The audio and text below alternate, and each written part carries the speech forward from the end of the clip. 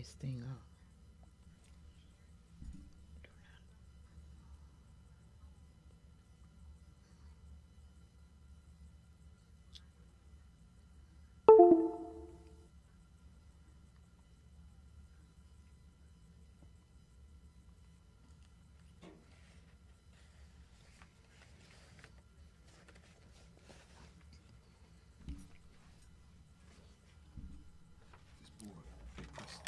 It messed up. I'm always oh my oh mercy. Just let us know. No, he will. I'd mess up the board there. Putting that thing on there. Can't you move that stuff out the way? Do you need your keys? No, it's not that. I did move the thing out the way. Though.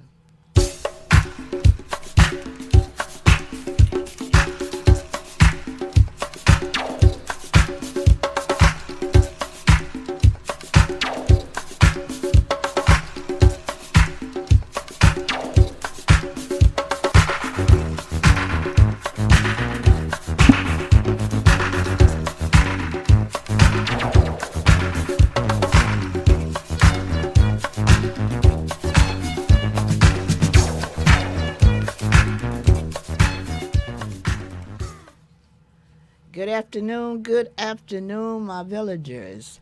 I hope we are still exercising our power, keeping our monies in our pockets until at least December 2nd, which is actually tomorrow. But we can continue to do that because I tell you, that's a powerful tool. The idea is to inform the power to be, those who control the purse string, and thus control the racism that controls our lives, the African American community, and black and brown people in general, such that has kept us behind the eight ball. Then we, when we convince those people that we will not support our own demise, with our $1 trillion spending capacity. Yeah, I did say it with the T, $1 trillion. Then we can relax. Even if the noose is still around our necks, it gives us breathing chance to escape the proverbial, lynching of our community, because we're going to survive regardless. But we just got just working on having less scars to heal from. Now, I hope you all caught all those metaphors I used. I'm trying to adhere to the advice of our great ancestor, Brother Joe Madison, when he says, put it where the goats can get it. That means that just, keep it plain, keep it real. Whatever they're doing, express it, and they'll know we know what's going on. But let me thank my team right now. I want to thank Sheila Bird, my producer, and of course Juanita McClure, the advisor, and my promo crew, my little ones that come on and try to help me out a bit, and our engineer, King Norm. Yes. Yes, let's hear it for him. Yes, Norm. And my co-host, Rose Moore. I'm so glad to have her here. And, of course, I'm Ruby Williams Shivers, your unapologetic amateur, still looking for experts in Africanism. You all know I told you since I've been here that I believe information, knowledge, is the key to our deliverance. Because, to quote the scripture, Hosea 4:6, it said, my people will perish for lack of knowledge. Mm-hmm. Now, that's scripture for believers, and most of us are believers of something. Some of us feel an obligation not to allow that to happen. We won't be perished. So with that being our intent, we are going to bring you information that will edify, support, confirm, and deliver some of us from the shackles of misinformation that have damaged the cortex of our original brain cell. And we got to restore us to our original greatness. Some weeks ago, I made a request to my white sisters to check their men and help answer the question, what's wrong with your men? Now, again, I am clear that each group, no doubt about it, has some, social deviance, Mm-hmm. about us. But we, as a humanity, as a group of human beings, need to have at least a majority of us above board,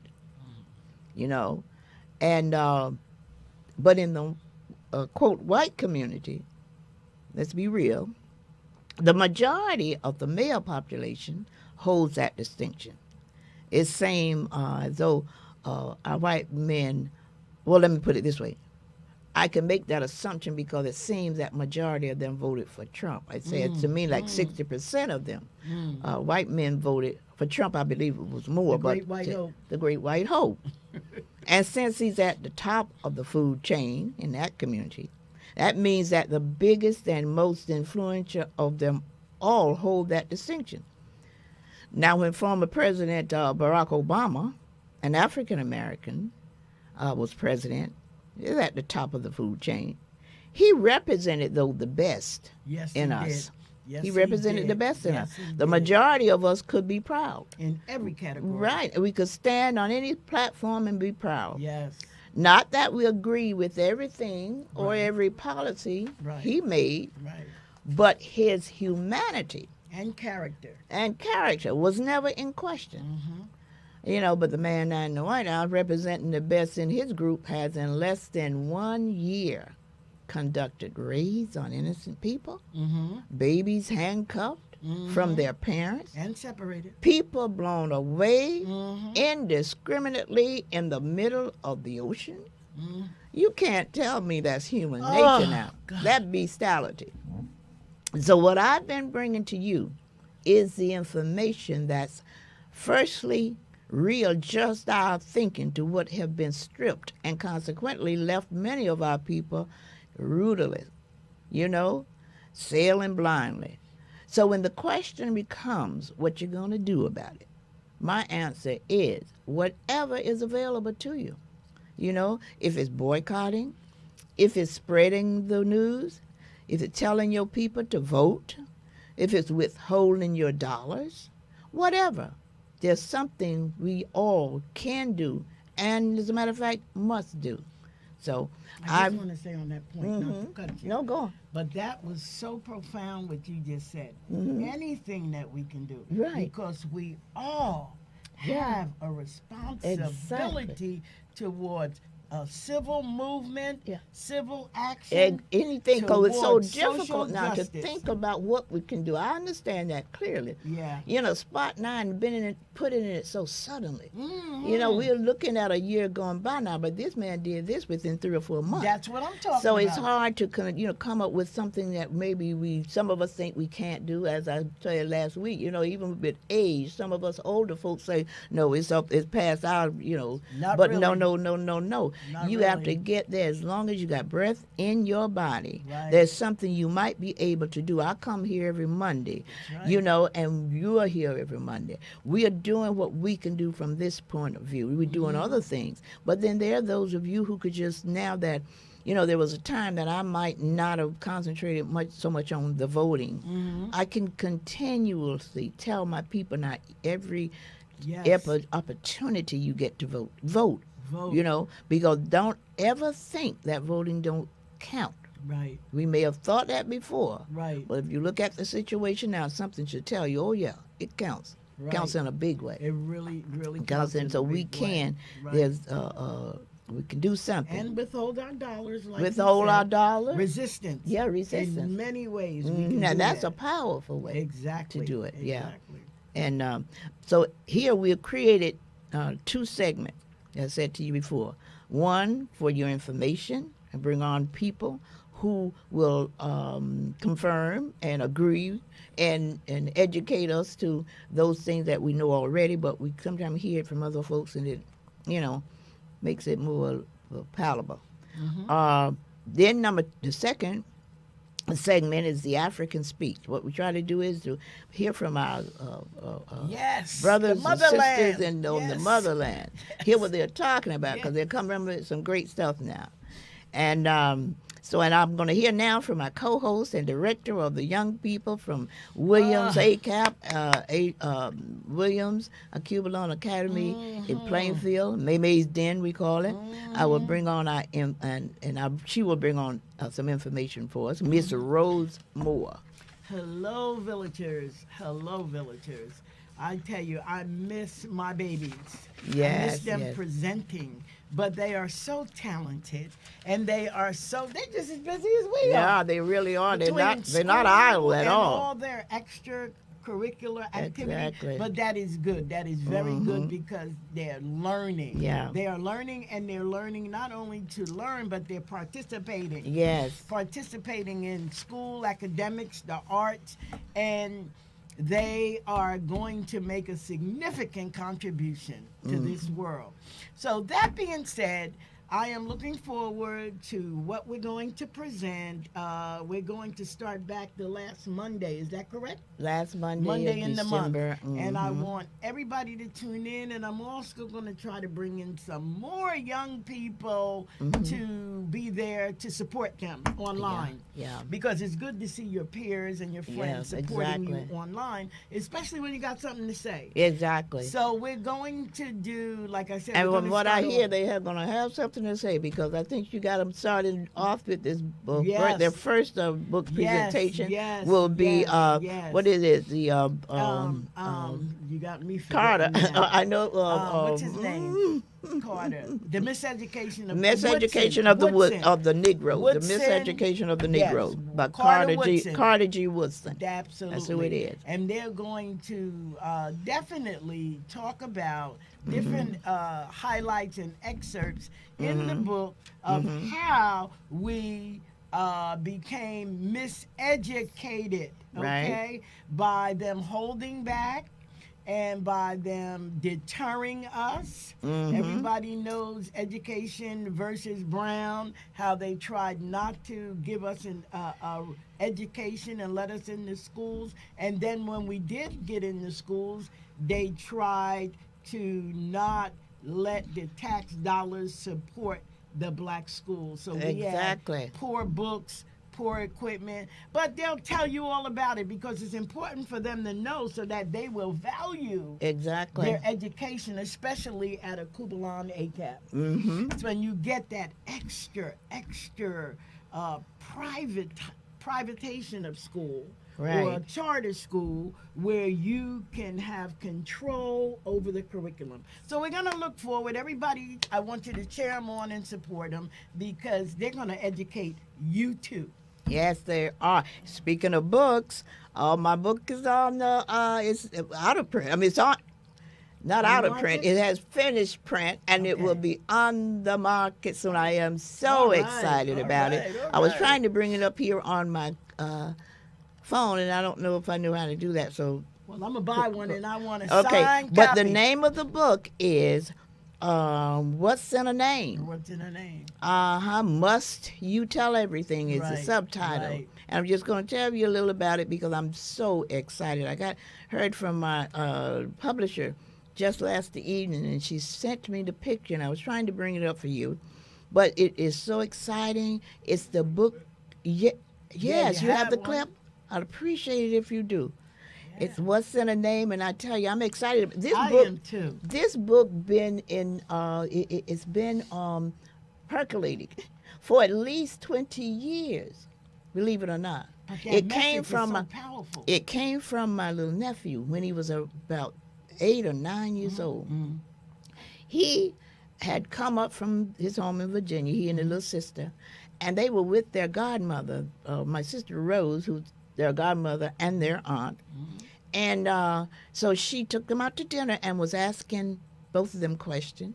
And since AJ was in school, kindergarten, I guess, she asked him how was he doing in school.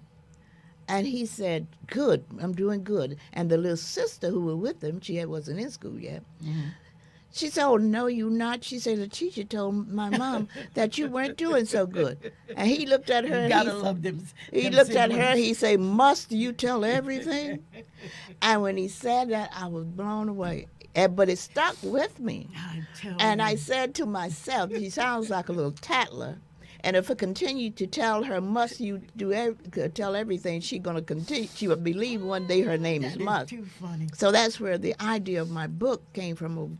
It's been 20 years now. He's But so about 20. realistic. He's in his 20s now. So realistic. So realistic. But what it does, it brings forth a great point. Mm-hmm. We hear our people and our children using the N-word, and that just boils, Yeah, that hurts me. boils That my hurts me. blood. It really does. And when it does, I know many people don't see the significance of it. They don't know the devastation behind it. Yes. But so I put it in print, and particularly for our young people, because that's how you teach them. Mm-hmm. You show them.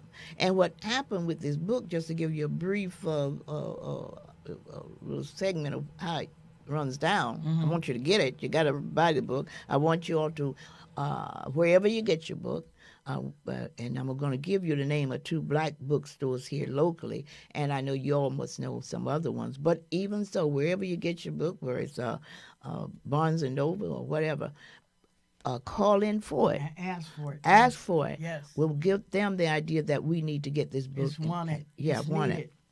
But so the name of the book is What's in a Name, and the subtitle is Must You Tell Everything. Mm-hmm. And I will bring it on if I can get it. Is that it, Noam? Okay, let's see what we have here.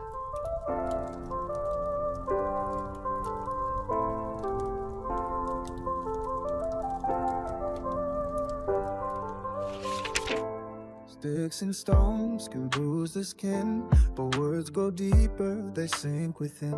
A whisper soft or a shout so loud can lift you up or break you down. A single word can feel like rain, wash away the deepest pain, or it can burn like fire inside, a wound no one can see from outside. Words can harm or heal, they can break or they can build. What we speak, what we say, can change a heart in just one day. Use them wisely, let them shine, let your voice be warm and kind. Every word is powerful and real, because words can harm or heal.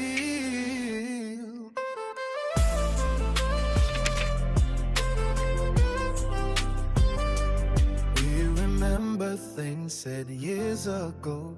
Some were heavy, some made us glow. A gentle phrase can calm the storm, a cruel one leaves the spirit torn. So let's choose love over fear, speak with truth and make it clear. We're planting seeds with every line. Let's grow a garden full of kind. Speak life like sunlight through the trees. Speak hope like waves upon the sea. Let forgiveness be the For song. me. Yes, I'm so wonderful. pleased. He helps me. I am so pleased. I am with that. just thrilled. I'm I am thrilled. so impressed. For more that is just impressive. Even the graphic Everything, there, the everything graphic. in the And the storyline, song. Where'd the and song a come song. I'm just so excited about it. Whose song is that? I'm not sure. I gotta call Sabrina and find out, because that's a beautiful, isn't it? That is a The beautiful whole song. thing is just beautiful. I want to ask you something about that, Mhm. if you can take a minute. Mhm. I know the inspiration was Must, Mhm, you know, mhm. and the whole fantastic. And the word funny. "in." The idea behind the book is don't use words that could Right, stick that's with what I'm going you. to ask you about. Mhm. Exactly right. But Mm-hmm. what touched me, the story was the inspiration, Yes. and it really pulled in and highlighted a very, very, very powerful Yes, I tell you. message about what we say, Yes, what's just- in our name, and what we call each other, How and it affects we and how address it- each other, Yes. and what we speak into the spirit of one another. Oh, yes. And so I don't want that. I want you to speak a little bit about that, because that is very powerful, because that in fact is the message. That's the message. There The you go. whole idea was to, when I heard the little kid when I heard him over 20 years ago make that statement. And I said to myself, it came to me, I said, if he repeats that enough with the sister, Right. grown now too, Right. I said, she's going to believe her name is Must. Right. Lo and behold, the story I write, she didn't do this. But I write about the kid who then finally ends up in school. Right. And the first day, the teacher asked her name, and she said, my name is Must. Right. And so when her mom came looking for her, she looking for Chastity, the protagonist of the story is Chastity. So she looking for her, and she said, I don't have a Chastity here.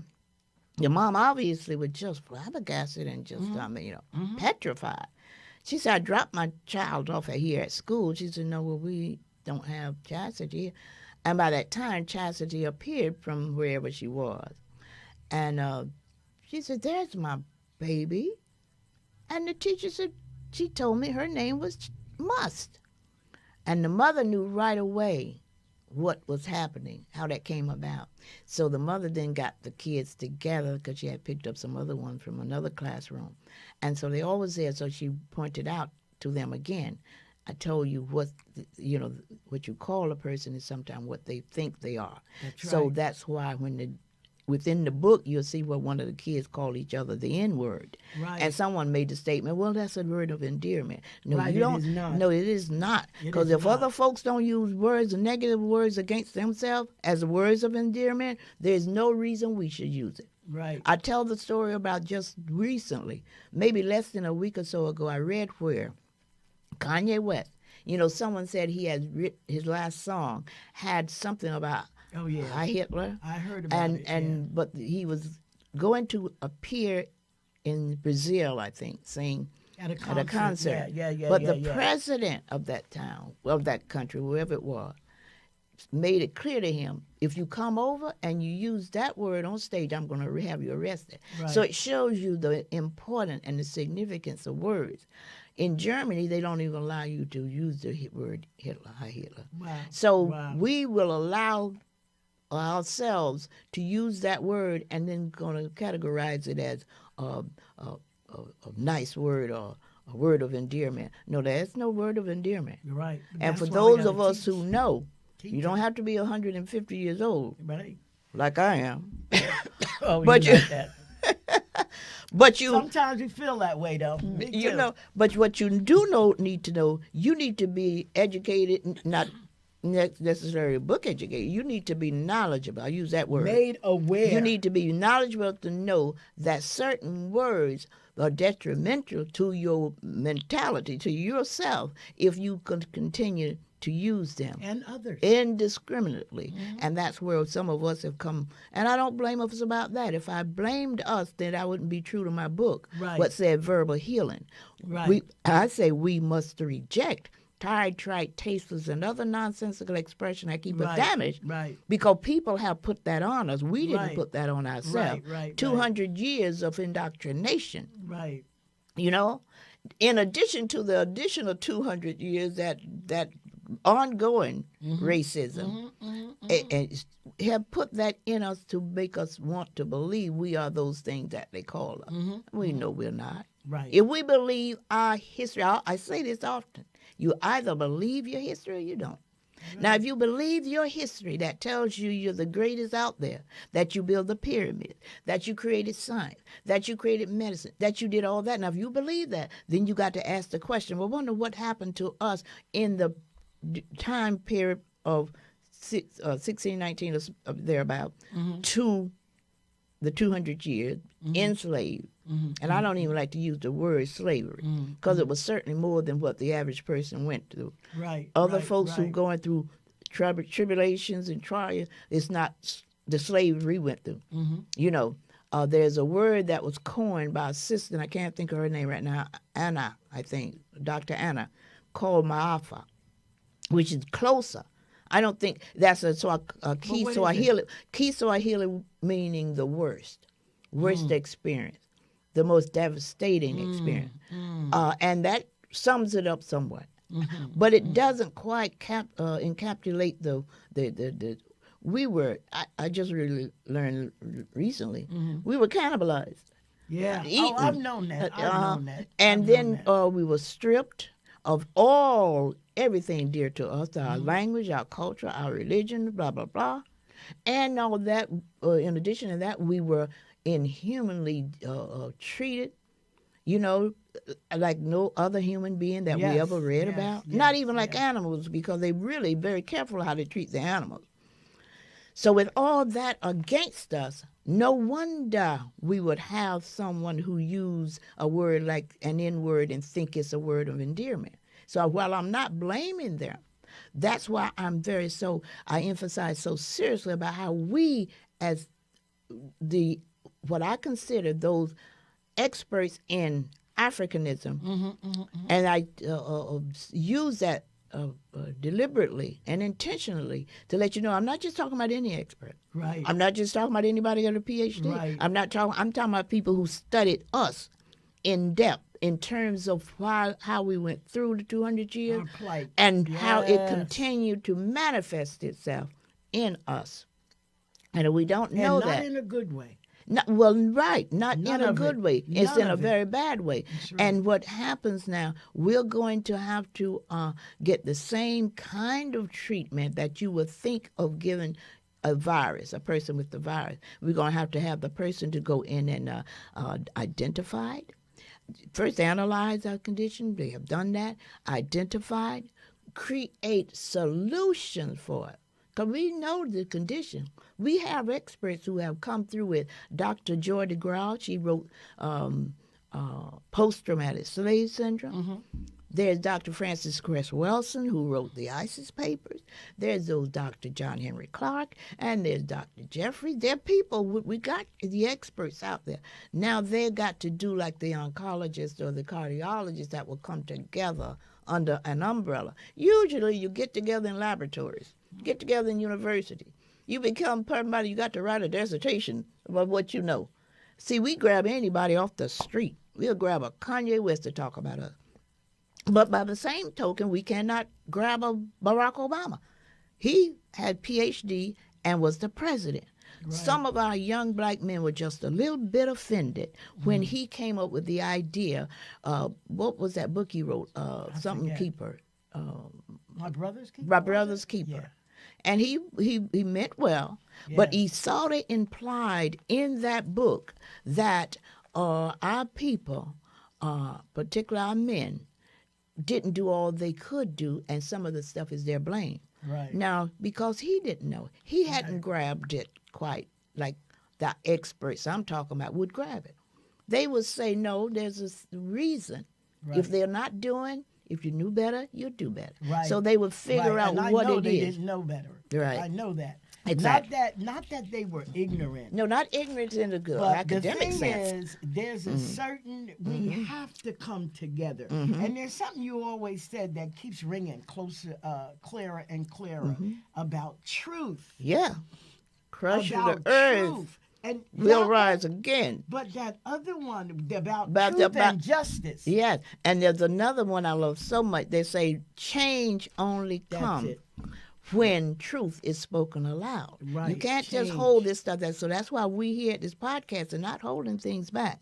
We're trying to put it out there. We know it's going to resonate in somebody's ear. And we hope it's our younger people, because many of us, I don't know, we still past I don't know what it is. But we know that our young people might grab a hold to it. We're going to sort of demand that they do, because we're going to continue to make sure that they hear it from us. How do we learn? We learn by repetition. We have to just keep speaking this, keep doing what you're doing. And I know sometimes it seems like you're not making any inroads or headway, but that's not true. And then some folks will say, you keep saying the same thing, Right. That's Well, we not got to true. keep saying the same We thing, gotta because keep if you saying think it. about it, again, I'm going to compare it to a virus, analogies of a virus. If you don't tend to it, it will continue. That's you right. have to tend to it, but we have not been tended to. Right. Because ours have not been identified. And I'm convinced, not just for my convention, but they say, the experts, the educators say, it will not be recognized unless it is identified. So whatever we're going through will not be recognized unless it is identified. And that's why I coined the phrase, I coined the phrase African slave virus 401, giving it a name. Now, our experts need to go out and deal with that. Yeah. You know, I tell everybody, I'm an expert in being black, but I'm not an expert in, I'm an expert in being black because I'm black every day. I go through all the things that black people go through. But I'm not an expert in blackness. Blackness is a whole different thing because you have to know the ins, out, and round and about of And what happened. fascinating. It encompasses from the time we Multifaceted. were created by God, who created us as the first. Right. From that First time to now, and we have gone through so many iteration of things like slavery, and again, I'm finding another word for it, Maafa. We've gone through that. We've gone through racism. We've gone through segregation. We've gone through different stages. So we got to understand and recognize all of that before we begin to look and point at us as you would point at another person who had gone through stuff. It just don't rhyme. It's nothing to compare it with. Nothing at all to compare it with. Right. So when that happens, so right now what we're going to do before I go any further, I want Norm, if you can, to bring up my people, my villagers, and then after that, he's on. Okay, right now what we're going to do then, in that you case, you could do this again. I want you to say again about change can't happen. Change only happens if you speak the truth loud. You know, you got to call. You can't be timid in telling things like they are. That's why when I wrote my first book, Verbal Healing, I knew without a doubt that it was all in the wording. Whoever controls the narrative controls your mind. You know, and when we begin to believe other people's ice is colder than ours, and that kind of craziness, then I know it's time for us to put something on paper that will reflect the truth. That's right. And so when I wrote the book, Verbal Healing, I was very intentional and conscious of how it should affect those of us who did know that there was a reason and a rhyme and a reason for why we were in the position we're in. Right. You know, and of course, even today, particularly with them snatching the books out of our libraries and schools and all that other stuff, and not talking about our historical reality of where we were not even allowed to read or write, keeping things from us, because the power is in the word. That's right. It is in the world and the word. And when my little niece told my little nephew, told my little niece, "Must you tell everything?" It resonated, and it meant a whole lot to her because she began to assume that as a name but for look herself. what we take for granted. We take that for granted because that happens in everybody's family. Yeah. So we get comfortable. We get used to it. Yeah. We get comfortable. And that's just human nature. Right. That is but human it's, nature. It's all. Well, we never realize that it's debilitating. Very debilitating. Well, we see what we have done to us. It's and the when invisible stuff. Yeah. I think the Bible says it best when they said, "It is the little foxes that devour the bush." Okay. All right. It's the little things that just come along and nibble, and then that devours the bush in due time. And look what it's done to us across the generations. Across the generation. And that's why we're going to always bring you all information that we think is pertinent to us developing our original self. So if Norma, can we bring up one of the? Let me see which one. Let me see. Yeah, let's bring that one up because. Yes, Okay. Let's do white woman because we're working on answering that question. Yes. Working on our sisters to find out what they think about what we think about and how we're going to come to some kind of conclusion. Let's bring that up. Do you want to know why white women won't go deeper? Why we stay at the surface level when it comes to systemic racism, our cognitive dissonance, our privilege, all of the things that just first of all, keep us on a trauma loop that we're never going to heal from. And secondly, literally keep us separated from every other demographic of women on the planet. Do you want to know what the problem is and why we won't go deeper? Because we're the root of it. We're the root of the problem. And if we see that we are indeed the problem, then as evolved human beings, we're going to have to change our behavior. Well, the white women just don't want to do that. It's comfortable in this privilege. Even in poverty, it's comfortable in this privilege. We can just say, we didn't know. We were victims too. That's why we don't do the work. Because we're the root of the problem. Do you want to know why white women won't go deeper?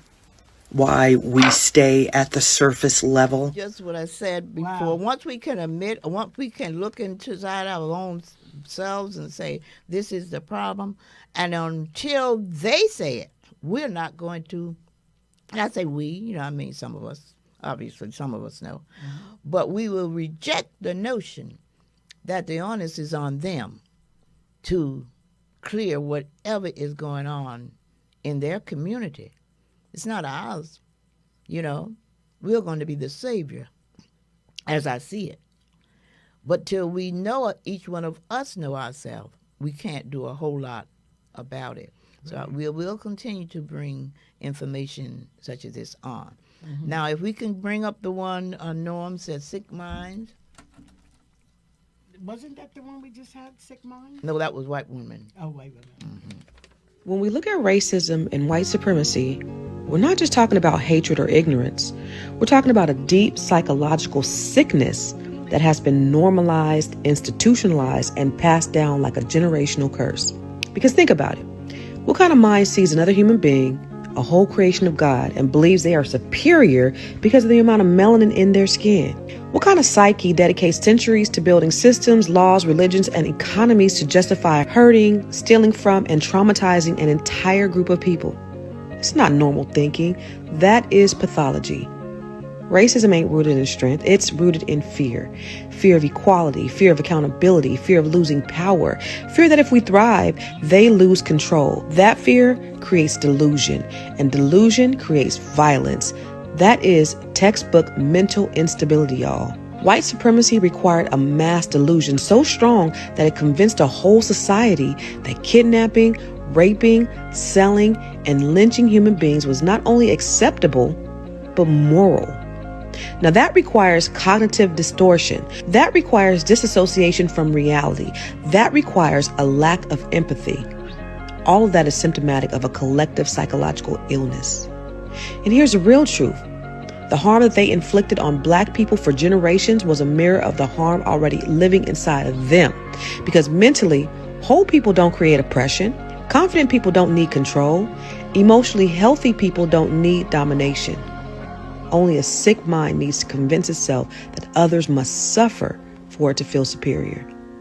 But let me flip this. The miracle is, even though this sickness tried to break us, we never broke. We built families and churches, businesses, culture, music, art, and innovation that shaped the entire world. That is the sign of a healed mind, a resilient mind, a divine mind.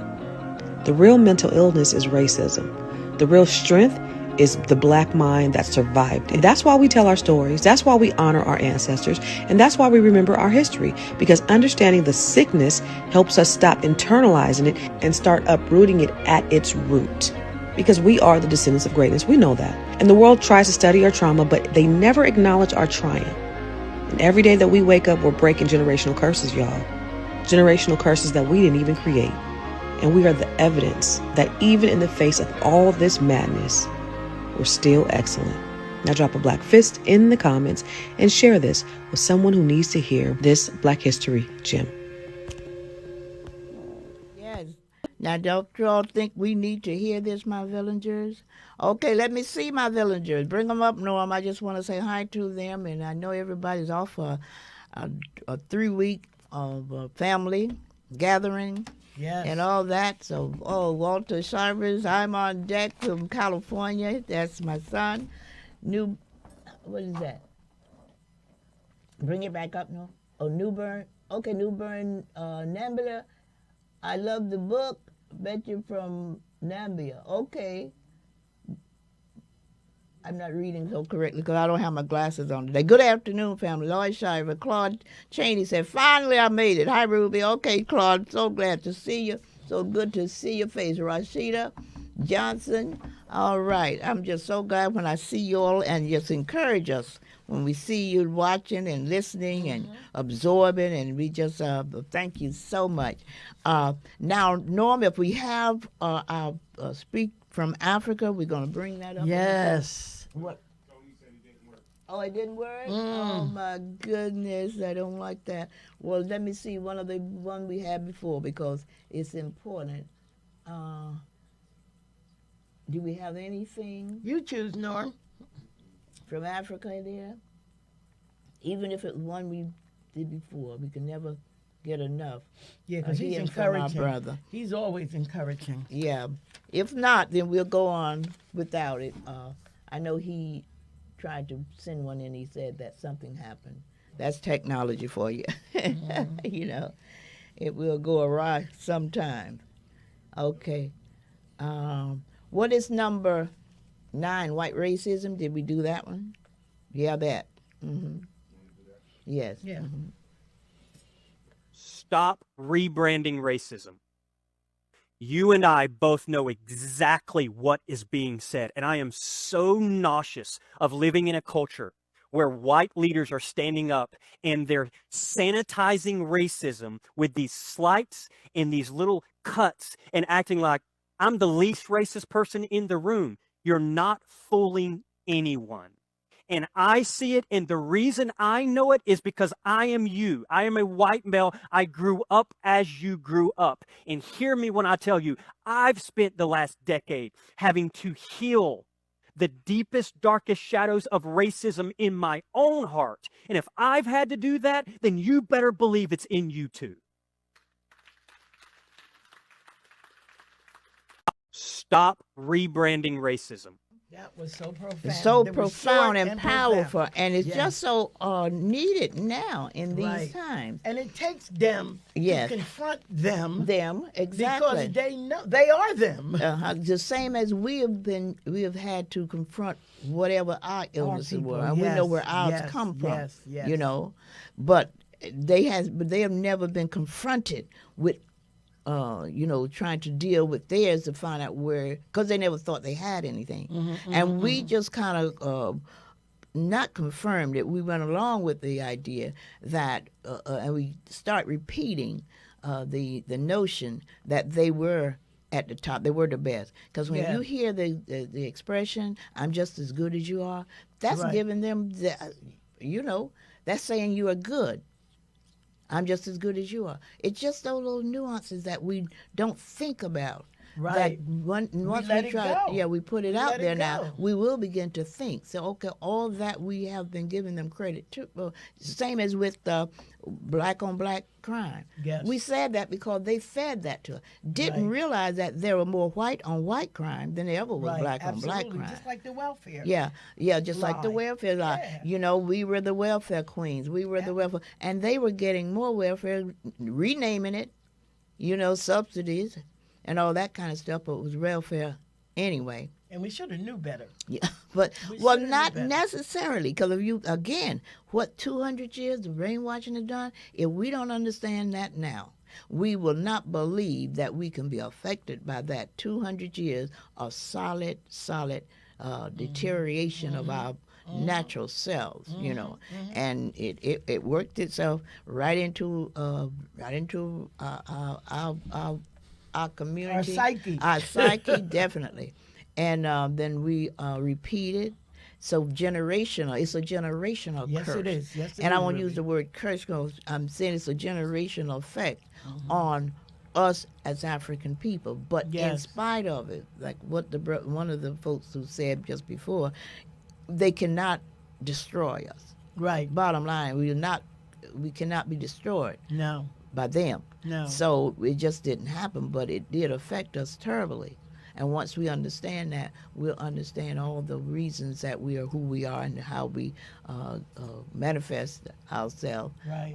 in an unnatural way sometimes. But each of us have to contribute. We have to stop, think about it, Ruby, and contribute. We can no longer be passive. Right. We have got to be proactive and deliberate and strategic.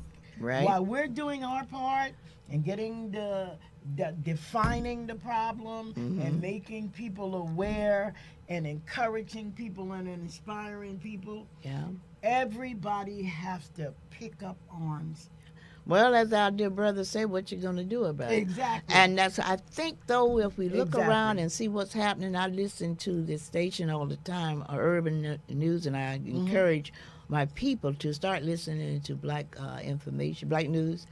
You get encouragement because I think we're doing something now. You'd be surprised how just listening to the call-ins and what different ones are doing to try to promote and move forward with the situation we're in.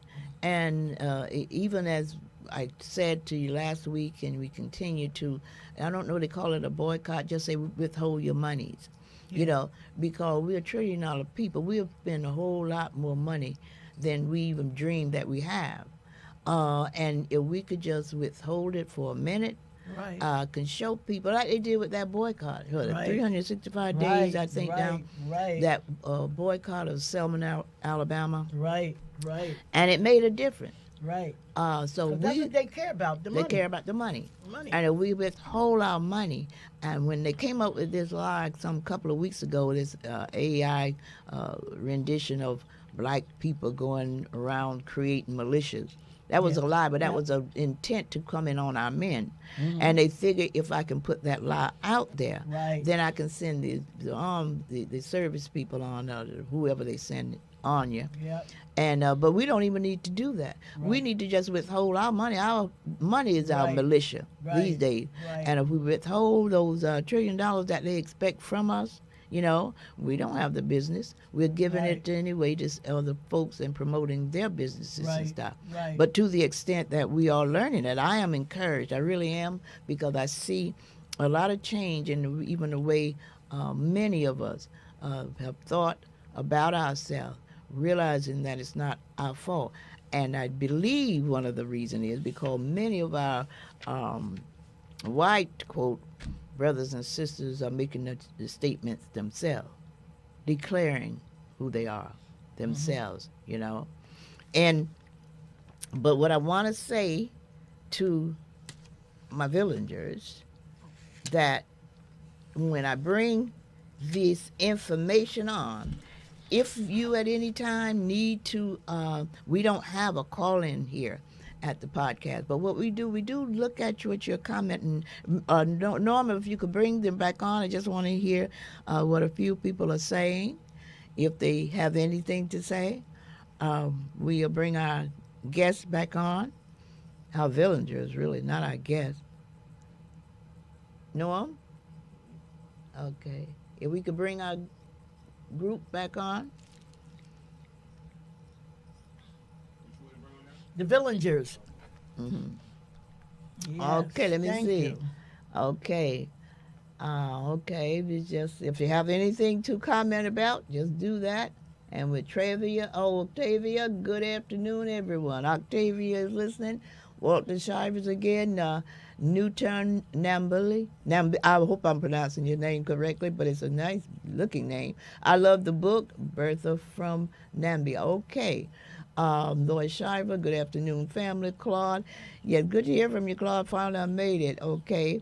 And Octavia, good afternoon, everyone. This has been a glorious day because I feel good that we could present my children book and to advise you all and alert you that it is coming out soon. What I want you to do, I was going to have the names of the, I know Source of Knowledge is a bookstore in Newark, a black-owned bookstore. If you get the number from Google, call them and ask them if they're going to bring this book in, what you're going to do about it. It's a children's book. And what's the name of our bookstore here in Plainfield? A newly opened bookstore yes, in it's, Plainfield. It's on Park Avenue, right? Is it Park? No, that's a Watchung. Watchung Avenue. I'm trying to think of the right name of behind the police station. Yeah, but those of Directly. you who are not here, though, some of them out in California, I want them to call them. I can't think of the name right now, but the sister who just opened up a bookstore here in Plainfield. Yeah. And the story around that is when I first moved to Plainfield some 100 years ago, there was predominantly black businesses around, but the one black bookstore that was here, I don't remember it. yeah, there was one here, and I helped the young lady, and we tried to save it, but the economy was such that it raised the rent and all that, and it was gone. And like most of the businesses that was gone in Plainfield, but I was glad to see that there was a new black bookstore, and I cannot think of the name of it, but we were there in the opening of it, and it's beautiful. Located right there on Watchung Avenue in Plainfield, right near the police station, and it's just beautiful. So wherever you get your book, just call in. What is do you know the street that the bookstore is on in Newark? But it's right on Broad Street, the Source of Knowledge. The main one by City Hall. Yeah, Street. right. Not too it's far. always been there. The and Source of Knowledge. They used to have a gallery in the back. I bought many paintings. Right. as Yeah, well I as think they books. still do. That's where I bought the book, Whitson's book. Oh, really? Miseducation of Black folks. I used to buy it there. Uh-huh. I just want to shout out with to all of our villagers and your support, and to thank you, and to remember we also need financial support. And you can find the many ways to give at the bottom. But I want to tell you this too. There's another way that you can support us, and I thank God for this. These wonderful books that Ruby has, especially the children's book.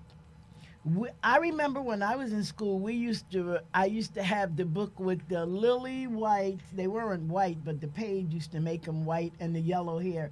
See Spot Runs. Dick and Jane, I think the name of it is. Well, it's high time that we start to demand, not even ask or request, demand that our children have our books.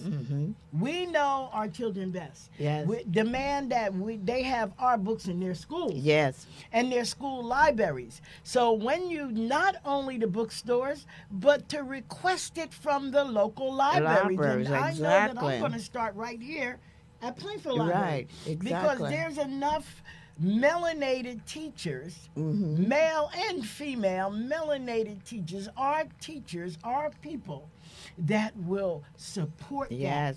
And so great idea. We would give them samples and let them, every school Yes. that the black child is in Yes. should have a copy of our the book. books. We want to make the New York bestsellers list. Now, we don't know. I was going to go Google and find out how that is all accomplished. But we know there's something to everything. You don't just give it away. That's what I'm saying. I didn't do that. But I do know there's a number, and I do know that I'm going to get some information. I do know we're going to make this bestseller. We're going to have this on the New York bestsellers list. So you all just keep listening out, watching out, and you see the book is deserving of that. Right. Big time. Not because I wrote it, but it's just that. The graphics, Yeah, the everything. graphics. And I believe that these children, like in whatever grade, first grade, second grade, they need to see themselves in books. Yes. I'm tired of seeing. We thank God that we are in an age where we can see more and more of ourselves on TV, but we just don't want the comedy shows. Right. We just don't want the movies about love and about the gangsters. We just don't want power. We just don't want that. We want our children to see and learn about themselves in a positive light. Exactly. And that's what we are trying to do here. That's what we're doing here. Yeah, Not that's only what we're trying to come doing. with the That's what we're school, excited about the school. I'm going to write the New Brunswick school system, but I want to make sure the books are available. So that when they, But I'm talking about what you're doing with the children. I said in the school that we've already established. See, that came about Cubalon. Cubalon Academy. That came about because this dummy down there in Florida, Governor DeSantis, made the silly statement, the stupid statement, the crazy statement, that they brought us over here to teach us something, you know? And I said to myself, please give us a break. But if we don't know, if our young people don't know and hear that from him, who a person of his stature and everything, they can believe it.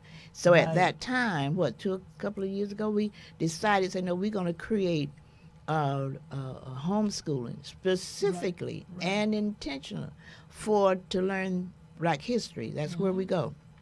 We allow them to continue in their school to learn whatever else they're learning. But what we concentrate on is our history.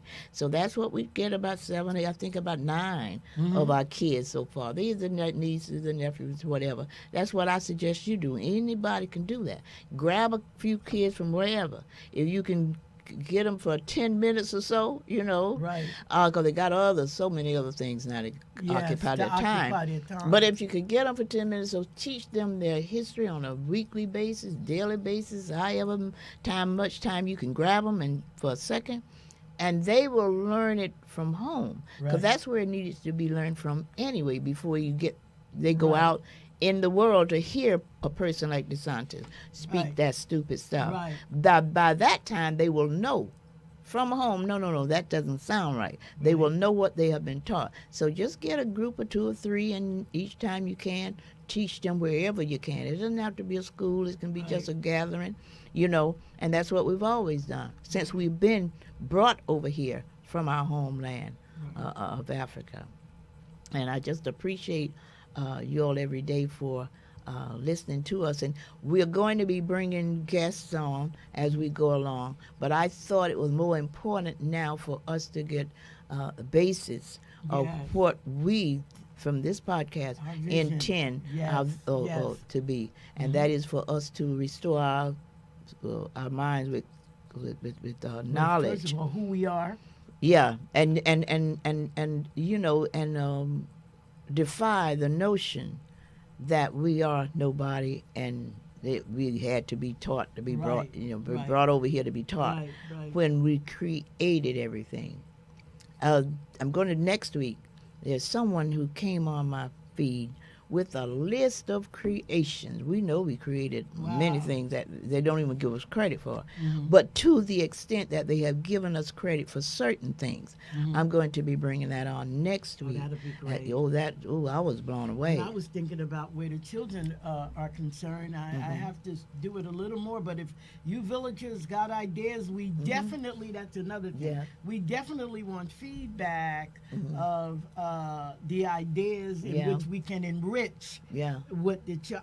I've been seeing a lot of things on my feed about Black genius children and what they've done and what they've created and how they contribute to their world so young. Yeah. Science, AI, you name it. Yeah. And we also want to talk about AI. That's another segment I want to bring on, because we have to also teach our children to distinguish what's fake and what's real. Right.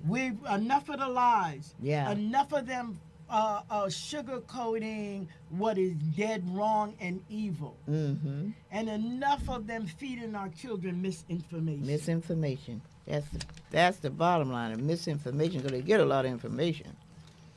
And when the scripture that said, my people will perish for lack of knowledge, talking about real knowledge. I ain't talking about this stuff that you get through all these media outlets. Just misinformation, actually. But real knowledge. You know, knowledge that you can stand on and believe and apply to your daily living, to everything. And we are always grateful again, as my co-host Rose said. If you want to, well, first of all, let me thank you. Let me really appreciate and thank you honestly for those of you who've contributed already. Yes. I appreciate it. You don't know how much we appreciate it, because there's a lot of things we do around here. Information is not free. It never was and won't ever be. More expensive today than ever. If you want the truth. If you want the truth. That is so true. You just said it. If you want the truth, you got to sacrifice a little bit and make sure that we are here and can maintain this position here, because as I listen myself, I listen to urban radio and I listen to other black stations. I seldom listen to CNN and NBC and those anymore. But I listen to, as I say, as our dear brother, dear ancestor Joe Madison said, put it where the goats can get it. He means bring it out real. Be real. Let's get real. Let's talk about it from the bottom up. And let's talk about it so everybody can understand it, you know. And so we try to do that here, and we just appreciate and are pleased when you can support us and in any way. Matter of fact, it doesn't have to necessarily be monetary, but we can. You just what they call it, hit those buttons. Yeah. Likes. The likes and the share. And whatever else you can do. Yeah. That's your feedback is very important. Very important. We're going to. I think we had just about. Yeah, time's up. Time just goes. It goes when you're having fun. Having fun. So, but we're going to be coming back next week, as we do. But we're going to be bringing you. There's a guest I have. I didn't confirm it yet, but he's an exciting young man. I heard him on one of the other shows. Radio show, and I reached out to him, and he returned my plea, and he said he would be on. That's great. So we're going to have a guest next week, and you'll please look forward to you, and make sure you touch at least 5-10 of your friends and tell them to watch Unapologetic Amateur, looking Absolutely. for experts in Africanism. Absolutely. We appreciate it. Thank you. Okay. Okay. Thank you, and see you next week. See you next week.